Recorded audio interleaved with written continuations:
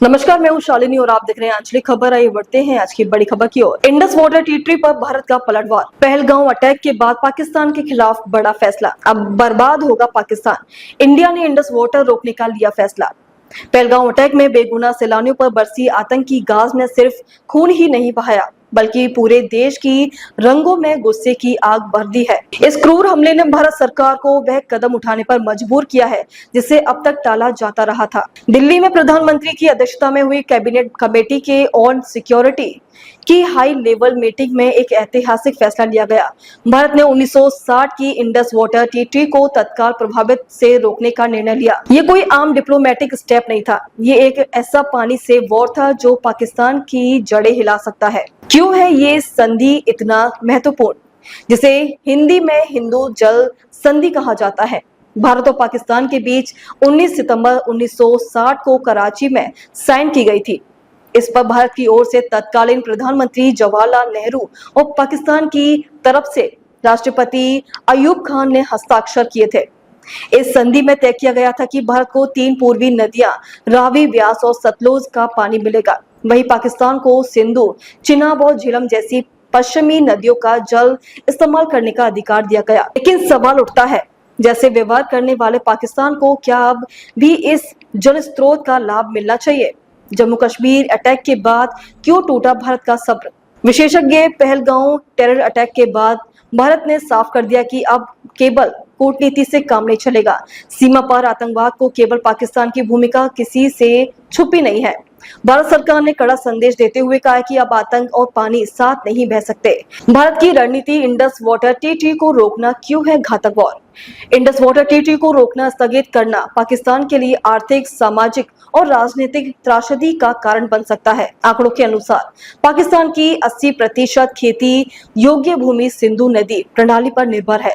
कराची, लाहौर, मुल्तान जैसे बड़े शहरों की पीने के पानी की जरूरतें सिंधु जल से पूरी होती हैं। तरबेला, मंगला डैम जैसे बड़े पावर प्रोजेक्ट्स भी इसी नदी का टेक है। अब जब भारत ने इस पर नियंत्रण का निर्णय लिया है तो जल, अन्न और ऊर्जा संकट पाकिस्तान को बर्बादी की ओर ले जा सकता है। इंडस वाटर ट्रीटी पर भारत की पुरानी असहमति, ये सब शुरुआत है। जनवरी 2023 और फिर सितंबर 2024 में भारत ने पाकिस्तान को 2 बार नोटिस भेजा, जिसमें संधि की समीक्षा और उसमें बदलाव की बात कही गई। भारत ने इसी कानूनी प्रावधान के तहत पाकिस्तान को नोटिस भेजा। ये सिर्फ तकनीकी मुद्दा नहीं बल्कि देश की संप्रभुता और सुरक्षा का प्रश्न बन चुका है। जल विद्युत परियोजनाओं को लेकर बड़ी तनातनी। भारत ने हाल ही में जम्मू कश्मीर में 2 जल विद्युत परियोजनाओं को गति देने का निर्णय लिया है। किशन गंगा प्रोजेक्ट बांदीपोरा में झेलम की सहायक नदी पर, रतली प्रोजेक्ट चिनाब नदी पर किश्तवाड़ में। ये दोनों परियोजनाएं पर्यावरण के अनुकूल हैं और प्राकृतिक बहाव से बिजली उत्पादन करती है, लेकिन पाकिस्तान ने इसे सिंधु नदी का उल्लंघन बताकर विरोध जताया। क्यों नहीं जा सकता ये विवाद अंतर्राष्ट्रीय न्यायाधिकरण? इंडस वाटर ट्रीटी के अनुच्छेद 9 के तहत विवाद सुलझाने के लिए 3 स्तरीय ढांचा है। पहले दोनों देशों के सिंधु आयुक्त के स्तर पर बातचीत, फिर विश्व बैंक द्वारा नियुक्त तटस्थ विशेषज्ञ की मदद। अगर तब भी हल ना निकले तभी अंतर्राष्ट्रीय मध्यस्थता न्यायाधिकरण। पाकिस्तान ने इन स्टेप्स को दरकिनार कर सीधे परमानेंट कोर्ट ऑफ आर्बिट्रेशन में मामला उठाया, जो संधि के उल्लंघन की श्रेणी में आता है। भारत ने इस पर कड़ा विरोध जताया। पानी की बर्बादी को रोकने की भारत की कोशिश। शाहपुर कंडी बांध परियोजना रावी नदी पर बनी है, जो भारत के अधिकार क्षेत्र में आती है। 1979 में पंजाब और जम्मू कश्मीर के बीच द्विपक्षीय समझौता हुआ था। रंजीत सागर बांध पहले ही बन चुका है। अब उसी के अपस्ट्रीम पर शाहपुर कड़ी बांध का निर्माण हो रहा है।